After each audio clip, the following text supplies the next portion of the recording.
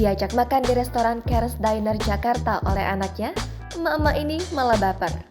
Dia balik memarahi pramusaji di sana dan terjadi adu mulut dan membuat netizen ikut kesal.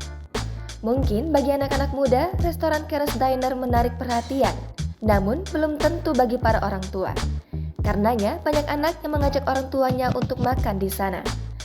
Terutama mengajak sang ibu yang dirasa bisa membalas aksi jutek dan judes dari pramusaji di sana.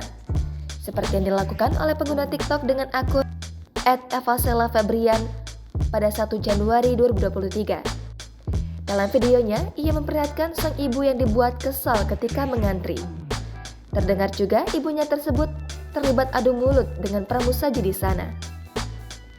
Bahkan, sang ibu sampai mengeluarkan kata-kata yang membuat netizen jadi kesal.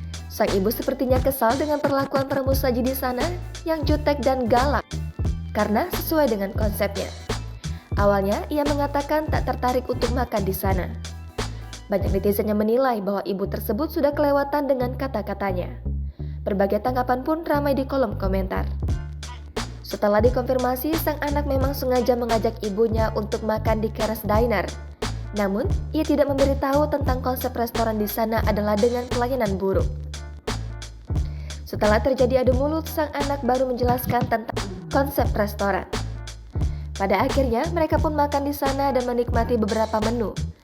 Terlihat di video, meskipun sempat terjadi adu mulut, sang ibu sudah bersikap tenang dan menikmati hidangan di sana.